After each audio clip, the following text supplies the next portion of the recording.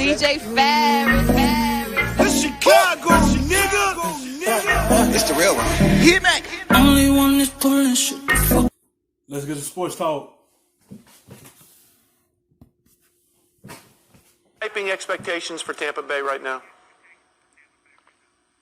No, I don't think so. And it's because this team, by the way, every time you say Tampa Bay, I feel you almost saying Tampa Bay. Trey, I'm not going to do it. Rena, I'm not going to do it. It's so close. I know, you will at some point accidentally. Because they're more than Tom of Tampa Bay fame. They are an extremely balanced team. This defense was really good last year. It feels like such a football hipster thing to say, but it's true. They were the best run defense in football. They brought back Sue and Barrett under Todd Bowles. That secondary, which is so young, is going to take another step forward. They added Antoine Winfield Jr. I wouldn't be surprised if they're the best defense in the division, and that is why they're going to be good, because they are good on both sides of the football. Yeah, and Devin White has been... Because it's going to come down to them two. Who's going to win the division? That's how I think it's going to go. And that's how the season going to be for both of these teams. It's going to be a key matchup, both Drew Brees and Tom Brady. And the Buccaneers and the Saints going to be the team either going to win the division, one of them going to come out the number one seed on that side of that bracket. It's either between them two. That's what they're going to do. It's going to be a key game, either Monday night or Thursday night game between those two. That's going to be a big game for one of them night games and the spotlight games for each one of them. So it's already high expectations for the Buccaneers because Tom Brady, a big addition, and Gronkowski, big addition. It look good on papers, but you got to see how it's going to be on the field. It's different on paper, how it's going to be on the field. Yes, Tom Brady is one of the smartest quarterbacks, but this is a new environment for him. And you got to see how this is going to turn out. And then the Saints are a team that's already got a lot of chemistry. But this is going to come down to one of them winning this division. Really good for them as their first pick a year ago coming out of LSU from the linebacker spot. So, okay, that's the defensive situation there. But what about the offense? Which offense do you expect more from in the NFC South? The Bucs with everything they've added now, or the Saints, who, let us not forget, have had all kinds of offense without a true number 2 wide receiver? They have that now in Emmanuel Sanders. It's close. They're both really strong offenses, but I'm going with New Orleans for a couple of reasons. One, the offensive line. Now, the Bucs did a lot to improve their situation, which actually wasn't as bad last year as people thought, but drafting Tristan Wirfs. I actually think Rob Gronkowski's greatest contribution might be in pass pro, but the Saints have star power and they have depth. Trey, they have so much depth. They drafted a center and they didn't even need one in the first round, okay? They are stacked up front. They also have continuity, and you know that matters more this season than perhaps in NFL history. We know how much Tom Brady loves working with his receivers in the offseason to get on the same page. He can't do that this year. Meanwhile, in New Orleans, you've got a coach and a quarterback who have basically mind melded.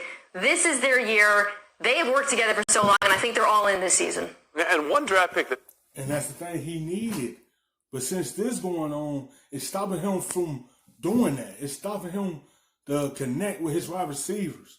So he had to do that when they have on-field practices. He got to connect with them.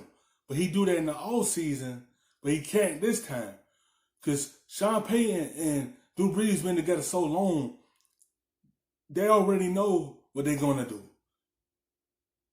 And he already connect with his wide receivers. Tom Brady, this is his new wide receiver core. He would love to connect with them so he can have that on-field chemistry with them.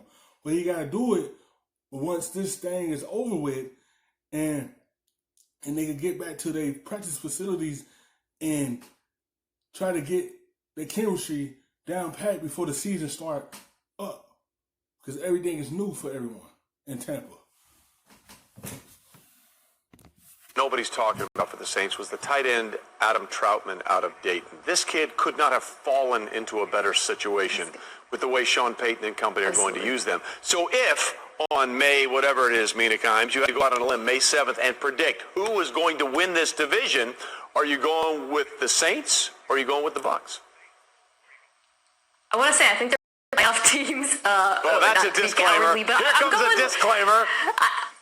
That is the disclaimer, but I'm going with the Saints, and it is because of that continuity aspect that I described. Again, this season, it matters so much, and this team has it in spades. Mina, I know this will shock you, but we're on the same page there. Meanwhile, taking a look at the Atlanta Falcons. This is the one team, Mort, as keep telling us, don't sleep on the Atlanta Falcons. It looked like Dan Quinn had lost his job last season, and then after the bye, the Falcons played so strong for him, and I think they have. This year is probably the year he probably will if this team don't get back to that form they once was. Because they had 2 letdown seasons. And they still have a good team right now. They got to pick it right back up. And to start with Matt Ryan being that leader for them to get the team back to the top. Because you see, they leaving them out of the expectations of winning this division. Everyone's talking about Tampa and the Saints. And they leaving the Falcons out. They leaving them in the dark. They just said Tampa and Saints are the top teams in that division. So they ain't even worried about the Falcons. They ain't even put them in that conversation. 11 first-rounders now on that offensive side of the ball with the addition of Todd Gurley and a couple of other people. But look at the finish of the season. Week 13, Saints. Week 14, they go out to L.A. Week 15, Bucs. Week 16 at Kansas City. That can be tough for a dome team. We saw Denver last year had to play in a snowstorm. I think it was Week 16 in Kansas City. And then they finish up Week 17 at Tampa Bay. Then you take a look at the Carolina Panthers. New head coach Matt Rule on draft day had one mission: improve the defense. The franchise gave up 29.4 points per game last season, worst all time.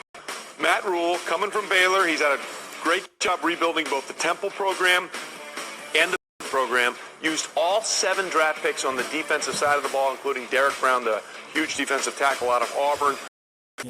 Yes, they had to prove the defense because Luke Kuechly, he retired, so you had to retool that defense to get better on that side of the ball, because I think that's what they struggled with last year with their defense. And now you got to replace your Hall of Fame linebacker because of that retirement. So everything is new, is up in the air for them. You don't know how this Carolina team is going to turn out this season with a new quarterback for them. It's no more Cam Newton era. It's a Teddy Bridgewater era now. So that's how this team going to turn out this season. With the 7th overall pick. That had never happened before. So Matt Rule is on a mission first. They extended Christian McCaffrey. Joe Brady comes over, pro-style offensive coordinator, and Matt Rule went defense only in the draft. Thanks for watching ESPN on YouTube.